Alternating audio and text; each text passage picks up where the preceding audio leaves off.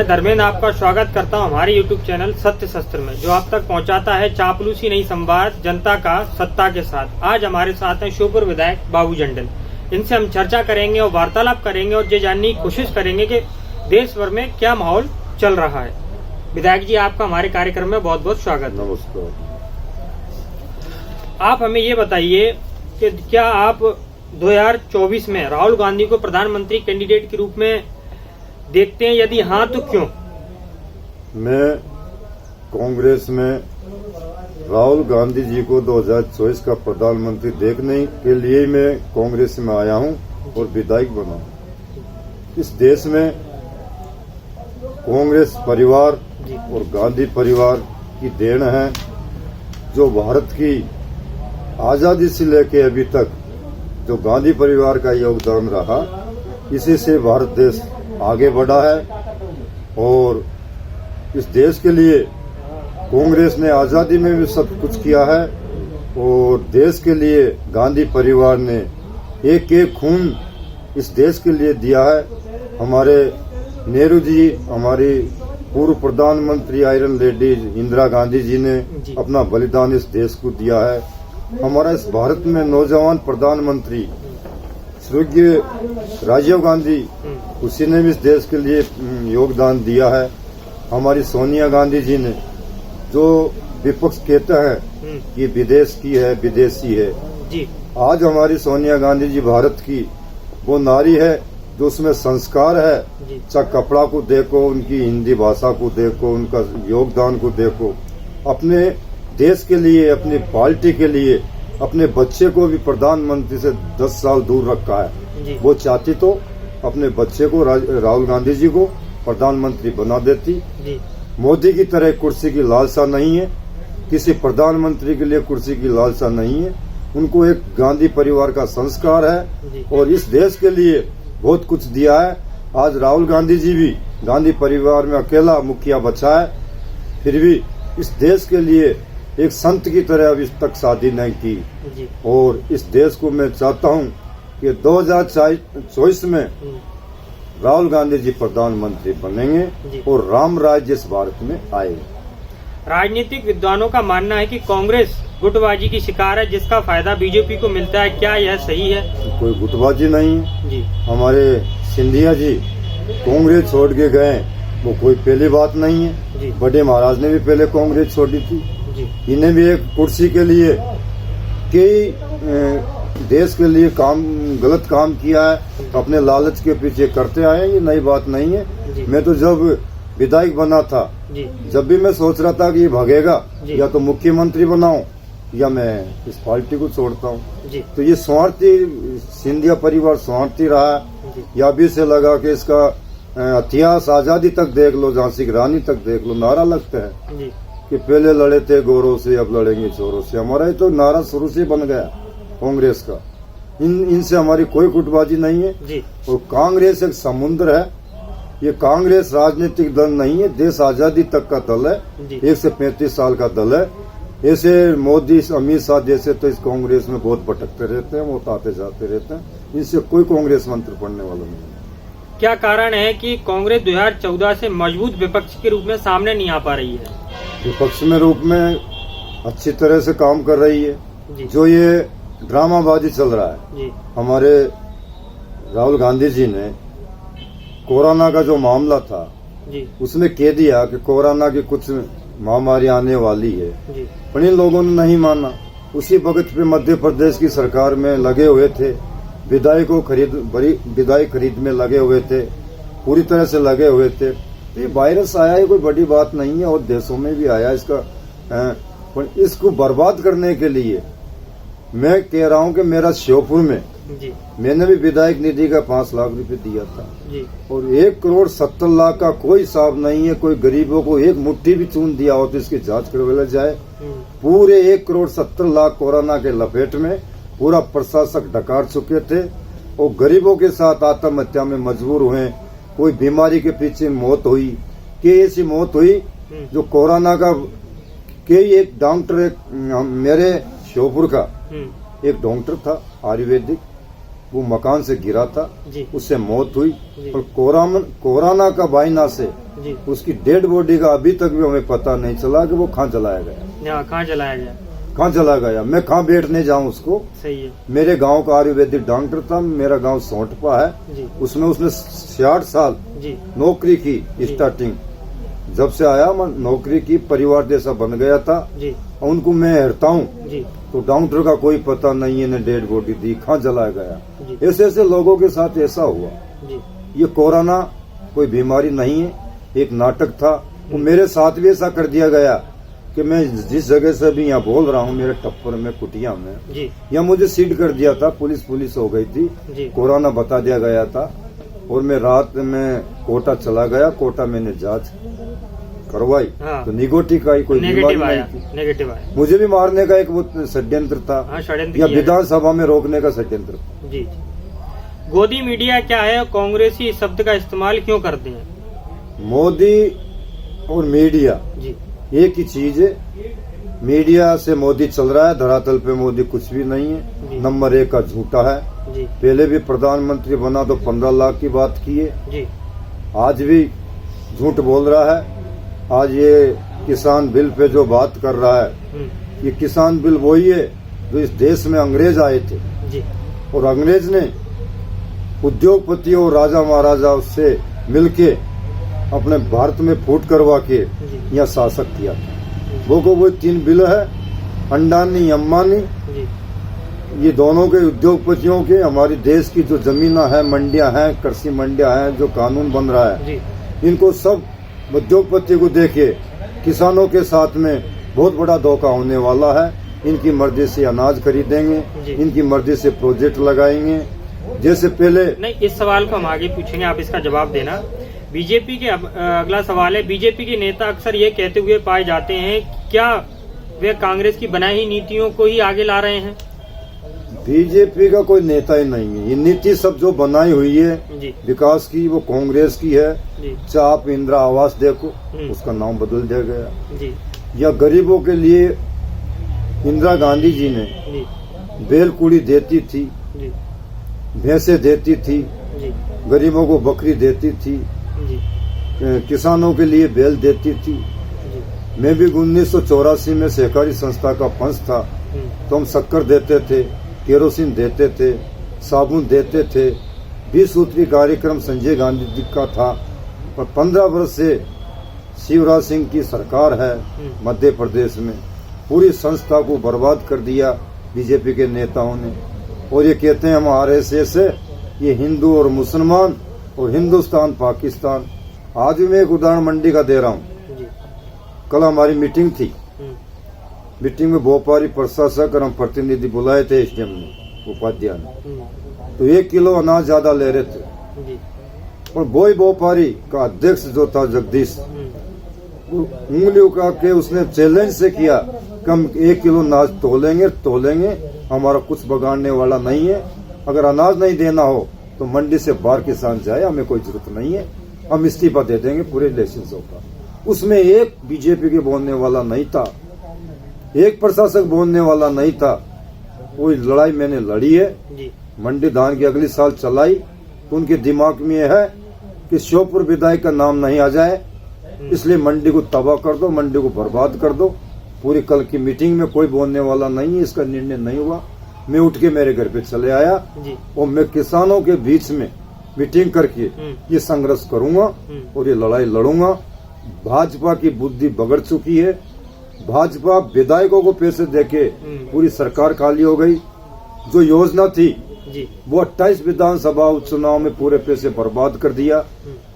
जो ट्यूबवेलों की आवश्यकता है, पानी की आवश्यकता है, किसानों को रोडों की आवश्यकता है, हमारे किसानों का ट्रांसफर खोल के लाया जा रहा है कंपनी में, बिजली कंपनी में अड़ाप शड़ाप बिल दिया जा रहा है जी। कमलनाथ जी की सरकार में 7,000 रुपये करेक्शन हो गए थे, वो किसानों को आज 34,000 का बिल आ रहा है। जो घर के 100 रुपया थे जी। वो 2,000 गरीबों का बिल आ रहा है। जो मजदूरी करते हैं, ठेला चलाते हैं, वो 2,000-2,500 कैसे बिल दे देंगे? सही है। उनका करेक्शन काट दिया जाता है। ये सरेआम भ्रष्टाचार है। और जो 12 साल 15 महीना की जो कमलनाथ की सरकार थी, मैंने विकास की गंगा इसमें बुआई। 35 गांव सूखे में था तो 440 करोड़ का प्रोजेक्ट लाके मैंने उसको चालू करवाया, पैसे डलवाया, काम चल रहा है। एक मूसरी डैम की मांग थी, वो भी अप्रैल को माननीय मुख्यमंत्री कमलनाथ जी ने कहा कि विधायक जी अप्रैल में आपका ये फंड डाल देंगे। तो अप्रैल में वो फंड डाल रहा था, अचानक सरकार चली गई। अब ये सरकार क्यों नहीं उसको स्वीकृति नहीं दे रही है। ये नए कृषि कानून मेरा विधानसभा में मैंने बात रखी थी कि किसानों के लिए मुख्यमंत्री खेत सड़क योजना होना चाहिए। हमारे कृषि के लिए, किसानों के लिए खेतों में जाने की रोड नहीं है। आज जमाना मशीन युक्त तकनीकी का है। हर किसानों पे मोटरसाइकिल, 4 व्हीलर, जीवे गाड़ी, बीज ले जाने की कोई रास्ता नहीं है। वो एक योजना में चालू करना चाह रहा था। ऐसी 39 जो रोडें स्वीकृत करवाई वो सरकार ने लैप्स कर दी। और आज की स्थिति में मैं देख रहा हूँ ये सरकार नाम और कानून नाम की कोई चीज नहीं है। नशाखोरी के बारे में भी बताना चाहता हूँ। नशाखोरी जो बेच रहे हैं, जो कर रहे हैं, वो सरेआम कर रहे हैं। और जो सही लोग हैं अपनी जीवन यापन कर रहे हैं उन्हीं को पुलिस पकड़ रही है। जो नेताओं को वोट नहीं देते हैं उसे नशा के नाम से पुलिस से पकड़वा के पटाया जाता है और उसको बंद कराया जाता है। तो ये जो अभियान चल रहा है नशाखोरी का, जो कर रहे हैं वो अभियान नहीं रुक रहा है। जो भाजपा के लोगों को वोट नहीं देते हैं, जो उनके साथ में नहीं रहते हैं, कांग्रेस के लोग हैं, उनको नशा के नाम से पटाया जाता है। मैं नशा का विरोध करता हूँ, मगर आम लोगों के लिए बेचने वालों को तो रोका नहीं जाता है और पीने वालों को लट दिया जाता है। ऐसी मैंने स्थिति सुनी है और गरीबों को परेशान कर रही है। अगर ऐसे स्थिति रही तो इस शहर के अंदर बहुत बड़ा आंदोलन होने वाला है। और यह कानून नाम की चीज नहीं है। प्रशासकों की ये स्थिति है कि हमारा ट्रांसफर करवा दें। अच्छा, अधिकारी नहीं बोल पा रहे हैं, ट्रांसफर से डर रहे हैं।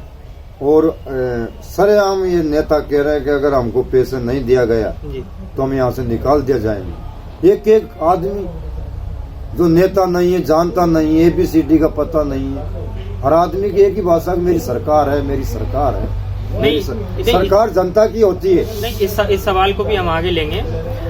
अगला सवाल है, नए कृषि कानून 2020 के बारे में आप क्या सोचते हैं? ये नए कानून के बारे में अगर ये बिल पास किया तो इसमें देश बर्बाद हो जाएगी। और मैं पहले भी कह दिया सवाल, जैसे अंग्रेजों ने इस देश में राज किया वही दोबारा अगर ये तीनों बिल वापस नहीं लिया गया किसानों का तो किसान पूरी तरह से बर्बाद हो जाएंगे, गुलाम हो जाएंगे। और मजदूर की तरह अपना किसान भी मालिक नहीं रहेगा। मंडी में भी बड़े बड़े उद्योगपति अपने मनमानी के साथ में जो करना चाहेंगे वो करेंगे और मनमानी करेंगे। जो फसल की कहेंगे वो फसल करेंगे और मनमानी करेंगे। और डीजल जो ये दवाइयां हैं ये कंपनी उद्योगपति के साथ में रहेंगे। वो जैसे कहेंगे जैसे डालनी पड़ेगी और ये देश के किसान बर्बाद हो जाएंगे। बीजेपी में कट्टर कांग्रेसियों के जाने का क्या कारण है? नहीं, कट्टर कांग्रेसी कोई नहीं गए जी। बीजेपी में हम 114 विधायक कांग्रेस के थे, वो गए जो बच थे, जो पैसे से बिकने वाले थे, जिसका मोहरम नहीं था। आज हम 93 या 94 जो विधायक हैं वो सब वफादार कांग्रेस के हैं। और हम विपक्ष में पूरी तरह से ताकत से जनता की लड़ाई लड़ेंगे। और मेरा जब संकल्प है, मुझे राजनीतिक से कोई पसंद नहीं हूँ मैं, पर जब तक राहुल गांधी जी प्रधानमंत्री नहीं बनेगा, जब तक मैं रात दिन इस क्षेत्र की और प्रदेश की और देश की सेवा करूंगा। मेरा सपना पूरा जब ही होगा जब राहुल गांधी इस देश का प्रधानमंत्री बनेगा। जब तक नहीं बनेगा, जब तक चाहे सीने में गोली पड़ जा, तो कांग्रेस का मिसल खून नहीं छोड़ेगा। कांग्रेस पर परिवारवाद के आरोप लगते रहे हैं, क्या ये आरोप सही है? गलत है जी। ये कोई आरोप है? तो गांधी परिवार का बहुत बड़ा योगदान है। और 10 साल हमारे पढ़े लिखे बुद्धिजीव PhD की डिग्रियों से की हुई मनमोहन सिंह जी हमारे प्रधानमंत्री जी, बुद्धिजीव 10 साल प्रधानमंत्री रहे। अगर परिवारवाद का ये आरोप लगता तो क्यों अपने राहुल गांधी को प्रधानमंत्री बना दी थी सोनिया गांधी, क्यों उसको बनाया सरदार जी? जी जी। और कई बार राष्ट्रीय अध्यक्ष बने, तो इसमें कोई परिवारवाद तो भाजपा में है। देश में लगातार शिवराज सिंह पे मोह है, क्या और नेता नहीं है? जी।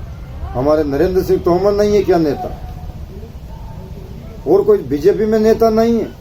ये शिवराज सिंह का ही पट्टा दे दिया, नंबर 1 का झूठा, नंबर 1 का लापर, और कोई प्रशासकों पे कोई भय नहीं है। मध्य प्रदेश की हालत पूरी बिगड़ चुकी है जी। और कोई नियम नहीं है। पूरे 28 विधानसभा में पूरा धन को खर्च कर दिया जी। कोई रूलिंग नहीं है। बोरे एक किसानों के खेत में व्यक्तिगत बोरे हो रही है, एक घर में 2-2 बोरे हो रही है, एक गांव में 6-6 डीपियां है, पूरी धन उसमें दे दिया।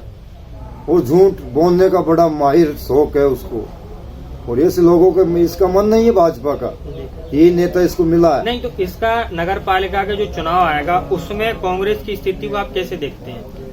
नगर पालिका में मैंने काम किया 15 महीना, मैंने शहर के विकास के बारे में काम किया। मेरा सोच था कि जिला को मैं मध्य प्रदेश का 1 नंबर जिला बनाऊं। ये कृषि जिला है, कृषि प्रधान जिला, कृषि प्रधान जिला है। इसकी मंडी कृषि थी, तो मैंने धान टोटल राजस्थान में जाता था, वो धान की मंडी अगले साल यहाँ चालू की।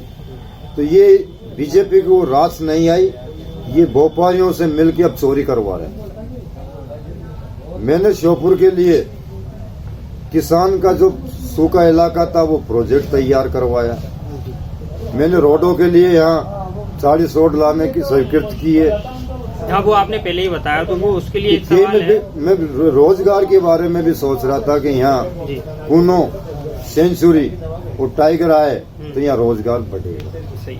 आपके कार्यकाल में जो श्योपुर में विकास हुआ है उसके बारे में बताइए थोड़ा सा। मेरे बारे में, मेरे कार्यकाल में जो श्योपुर में विकास हुआ, कुछ गार्डन बेकार थे जी, वहाँ मैंने ठीक करवाया जी। बाईपास की ऐसी हालत थी कि 2 महीना तक अयोध्या मंदिर जैसा मुद्दा बन गया जी। वो मैडम कलेक्टर थी, वो बाईपास को करवाया। मेरा सीप नदी का भी सपना था, ये प्रोजेक्ट तैयार किया कि सीप नदी एक सुरक्षित नदी बने और शहर का दोनों किनारे पे वो गार्डन बने, उसमें मैं लगा हुआ हूँ। और सरकार जाने से, सरकार बदलने से हम ये प्रोजेक्ट जाम हो गए।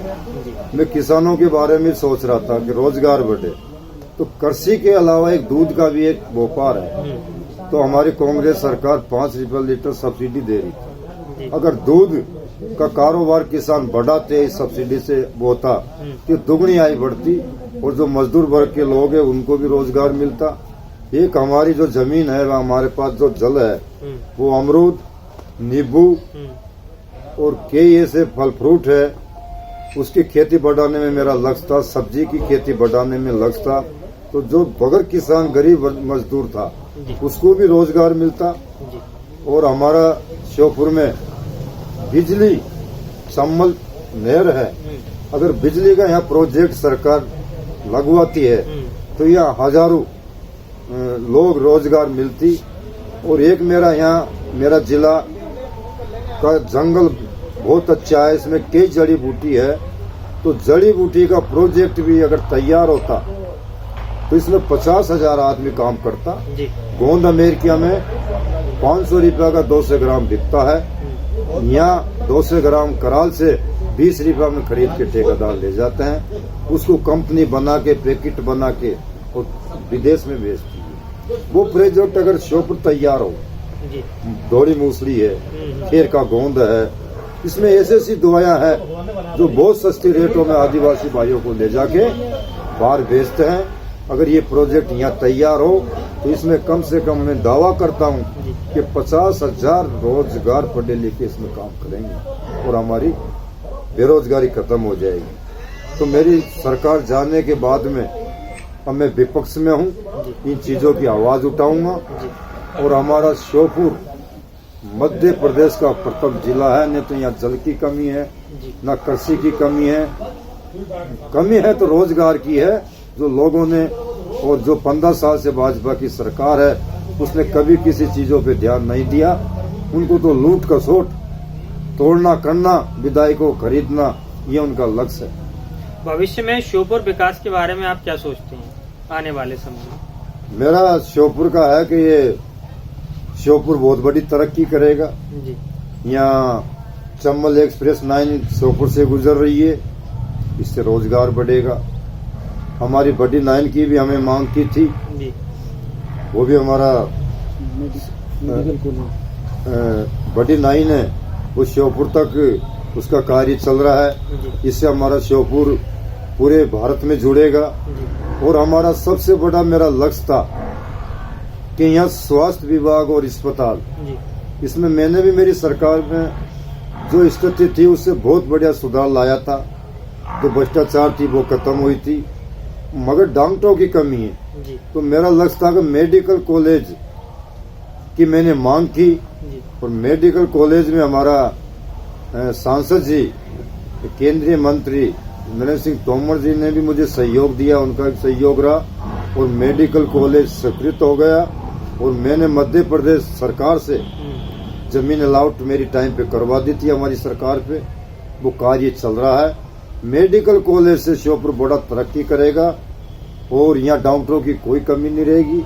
कई गरीबों का फ्री ऑपरेशन होगा, इलाज होगा और हमारा श्योपुर भी डेवलप होगा। ऐसे ही मैं सीप नदी को भी अच्छी बनाना चाहता हूँ। इसका दोनों किनारे पे जो दबंगों ने कब्जा कर रखा है जी। अब मैं नेताओं का नाम नहीं लेना चाहता हूँ, सबसे ज्यादा जमीन शहर के अंदर है जी। तो सास की जमीनों को दबंगों ने अपना पट्टा करवा के जमीन को कब्जा कर लिया है। अगर प्रशासक मैं इसका विधानसभा में भी उठाऊंगा कि ये जमीनों को सरकार करके गरीबों को दिया जाए, इनमें मार्केट बनाया जाए तो रोजगार भी बढ़ेगा और शहर का सुंदरीकरण भी होगा। और पूरी जमीन जितनी भी दबा गई है 1000 या 1500 एकड़ जमीन है पूरी नेताओं के पास। श्योपुर का एक हिस्सा नशे की जकड़ में है, उसको आप कैसे दूर करेंगे?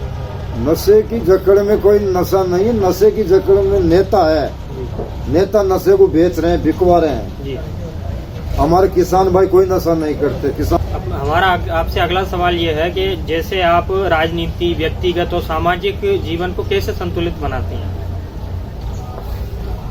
मेरा राजनीतिक से कोई मेरा उद्देश्य नहीं है। मेरा शुरू से जीवन शिक्षा के बाद में मैंने समाज सेवा की है।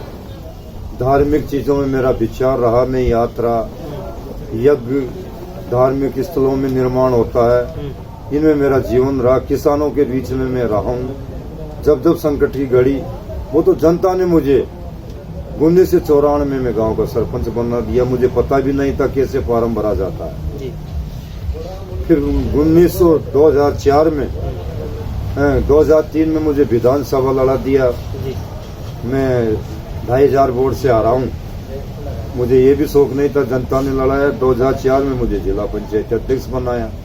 जो मैंने जो सेवा करनी थी वो सेवा की और मुझे केंद्र सरकार ने मुझे गोल्ड मेडल दिया जी। मैं कुछ मुद्दे पे बोला था, पंचायती राज पे बोला था, तो अभी तक श्योपुर जिला में किसी नेताओं के पास गोल्ड मेडल नहीं है। मुझे केंद्र सरकार ने गोल्ड मेडल दिया जी। जिला पंचायत पद पे रहते हुए, जिला पंचायती पद पे रहते हुए मुझे किसी नेताओं ने दिल्ली, हमारे नेता राहुल गांधी जी के यहाँ ले गए। दिल्ली मेरी चर्चा हुई। राहुल गांधी जी का जो देश के लिए विचार था, तो मेरी 2 घंटा 20 मिनट राहुल गांधी जी के पास में बैठ के गार्डन में बात हुई उनके निजी निवास पे जी। मैंने उनका जो सोच था, देश के लिए जो सोच था, जो करने चाह रहे थे, वो हमें मुझे एक ऐसी ऊर्जा मिली। उस ऊर्जा के बाद में मैं श्योपुर आया और राहुल गांधी जी मुझे टिकट दिया और जनता ने मुझे रिकॉर्ड तौर से जिताया। श्योपुर जो नगरीय सीमा है उसका मामला बार बार विस्तार के लिए आता है, फिर वो ठंडे बस्ते में क्यों चला जाता है? ये मैंने मेरा लेटर पैड भी दिया था। और नगर पालिका का जो विस्तार है, इसमें जो गांव की पंचायत जुड़ी हुई है, उन लोगों का मानना है कि हमारा विकास ग्राम पंचायती से होगा। हमारी इच्छा नहीं कि हम नगर पालिका में आए। और तो ऐसी कोई आपत्ति ग्राम पंचायतों से भी लगी थी। अच्छा। और वैसे सीमा का बढ़ना चाहिए। सीमा बढ़ने से शहर बड़ा होगा और विकास होगा। जमीन की कीमत बढ़ेगी। मगर कुछ गांव के लोग नहीं चाह रहे हैं अभी कि हम नगर पालिका की सीमा में आए। श्योपुर में रोजगार के अवसरों के बारे में आप क्या सोचते हैं? मैंने आपको बताया, श्योपुर में रोजगार का अवसर यही है। कृषि और प्रधान जिला है, जी। इसमें दूध का सब्सिडी सरकार देती है, तो दूध का कारोबार बढ़ाया जाए, जी। फल फ्रूटों का बढ़ा जाए। रोजगार में मैं कह रहा हूँ कि रेलवे से बढ़ेगा, हमारी सेंचुरी आएगी। गोंद वगैरह बताया था। मैंने प्रोजेक्ट बताया कि मैं जब जिला पंचायती अध्यक्ष था जी।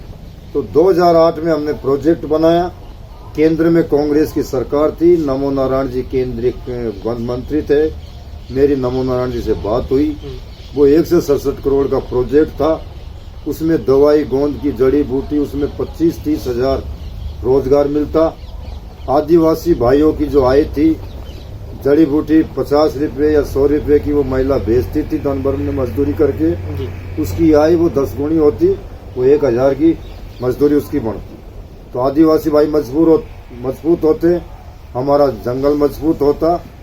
और इस व्यवस्था को लाने में क्या देरी हो रही है? इसमें ये 20 साल ये शिवराज सिंह की देरी है। इसको विकास की कोई जरूरत ही नहीं है, वो जीत रहा है। और बीजेपी के पास कोई नेता भी नहीं है, शिवराज सिंह के अलावा कोई बीजेपी के पास नेता नहीं है, कोई विचार नहीं है, कोई उद्देश्य नहीं है। केवल शिवराज मामा है, तो मामा भी मैं मानता, पर वो मामा भी नहीं है, शिवराज कंस है।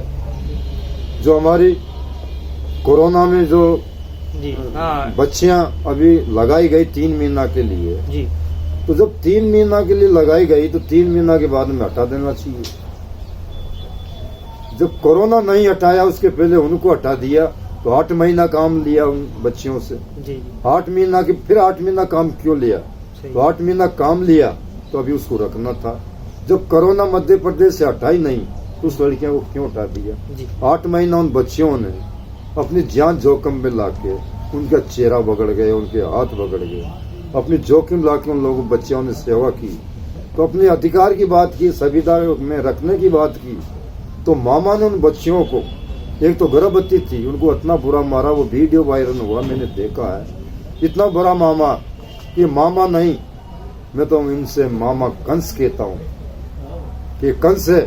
ये अपनी बच्ची और अपनी भाणेज को भी नहीं बख्श रहा, तो मध्य प्रदेश को क्या बख्शेगा? श्योपुर जो अनाज मंडी है वो बार बार बदनामी का शिकार क्यों हो जाती है? अभी हमारा एक अध्यक्ष भोपाल मंडल का कल रात मीटिंग थी जी। वो इतना तानाशाही उंगली से बात कर रहा था जी। कि हमारा सिस्टम से मंडी चलेगी, जबकि एसडीएम और मंडी सचिव ये कह रहा था कि हमारा एक्ट और नियम में 1 ग्राम भी ज्यादा देने का नियम नहीं है। मगर उस अध्यक्ष ने नहीं माना। वह प्रतिनिधि भाजपा का नेता, पूर्व विधायक दोनों बेटे थे, दुर्गालाल बीजी और बलराज सिंह चौहान, भाजपा का जिला अध्यक्ष सुरेश जाट, इन लोगों में दम नहीं थी उस व्यापारी का अध्यक्ष से कोई बात कर ले। मैं वहां से उठ के आना पड़ा मजबूर होके।